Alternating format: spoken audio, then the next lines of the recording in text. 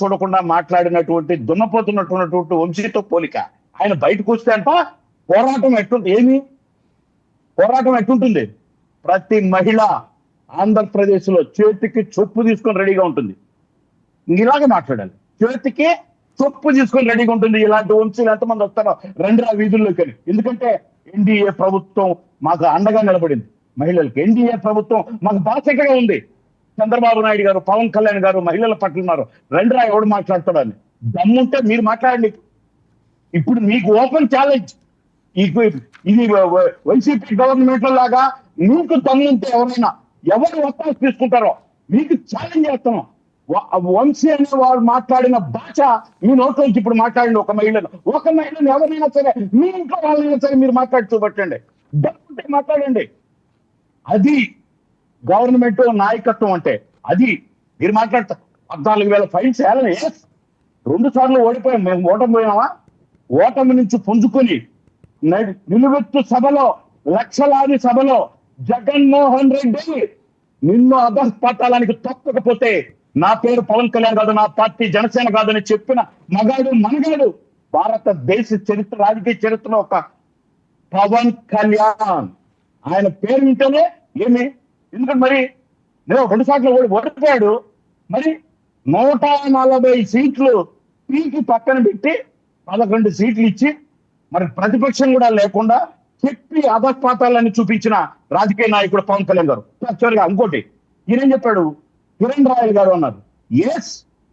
మళ్ళీ చెప్తున్నాం, కిరణ్ రాయల్ గారి మీద మీరు మాకు అపవాదులు వచ్చినాయి. ఆ మహిళ ఇచ్చింది.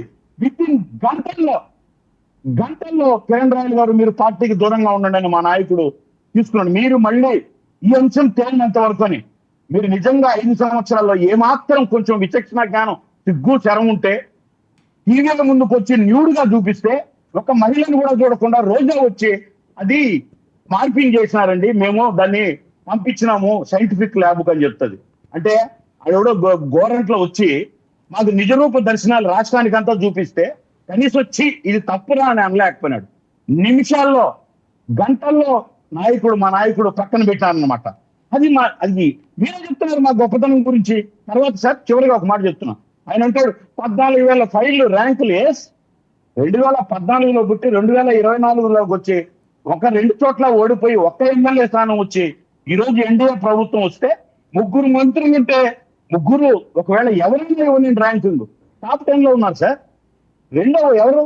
జనసేన. 4 ఎవరు? జనసేన. 10 ఎవరు? అంటే దానికి మళ్ళీ 14,000 ఫైల్స్ అంటే ఎవరంటే మీకు నిజంగా సెక్రటరియట్ తెలుసా? నేను సెక్రటరీని అడుగుతున్నా. ఒక ఫైల్ అంటే తెలుసా? ఎక్కడి నుంచి మూవ్ అవుతుందో తెలుసా? మీకు నిజంగా చేతగాక మాట్లాడుతున్నారు. కానీ ఒక గవర్నమెంట్ 210 రోజులు గవర్నమెంట్ లో ఒక ఫైల్ ఒక రోజుకు మినిమం 5 నుంచి 8 వస్తే ఆ లెక్క 10 వేసుకున్నా కానీ శేఖర్ రెడ్డిలో 2,000 ఫైల్స్ కావు, 14,000 ఫైల్స్ నుంచి ఉన్నాయి అని చెప్పారు. అంటే ఇప్పుడు మీ దరిద్రం ఎంత ఉన్నదో అర్థమైంది కదా మీ 5 ఏళ్లలో. ఇది కూడా మీ దరిద్రమే, మీ పాపమే, అంతే కదా. ఒకసారి ఆలోచించు. ఏం చేయలేదు అన్నమాట. శాఖల్లో ఏం చేయకుండా ఆ దరిద్రం అంతా తీసుకొచ్చి ఇక్కడ పెట్టి రోజు ఇంకా ప్రజలు చూడాలా, సమస్యలు ఏం చూడాలయా? మీరు మాట్లాడుతున్నారు. మళ్ళీ పవన్ కళ్యాణ్ గారి గురించి మాట్లాడతారు, మా నాయకుడి గురించి మాట్లాడే అంత అని చెప్పిన 5 సంవత్సరాల జగన్మోహన్ రెడ్డి. చెప్పండి వర్మ గారు. గత 5 ఏళ్ల ఉద్యమ కాలంలో నేను పదే ఒక మాట చెప్పేవాడిని. కర్ణుడికి కవచ కుండలాలలో మాకు కూడా కొన్ని కవచ కుండలాలు ఉన్నాయి. అలలు తలలు దించవు, సముద్రం ఒకటి మోకాల దగ్గర మరొకదు. అది మా సిద్ధాంతం. ఒకవేళ శేఖర్ రెడ్డి గారి మీద నాకు వ్యతిరేక అభిప్రాయం ఏమి లేదులే, కానీ లేపాలి అని అనుకుంటా ఐఎమ్ రెడీ.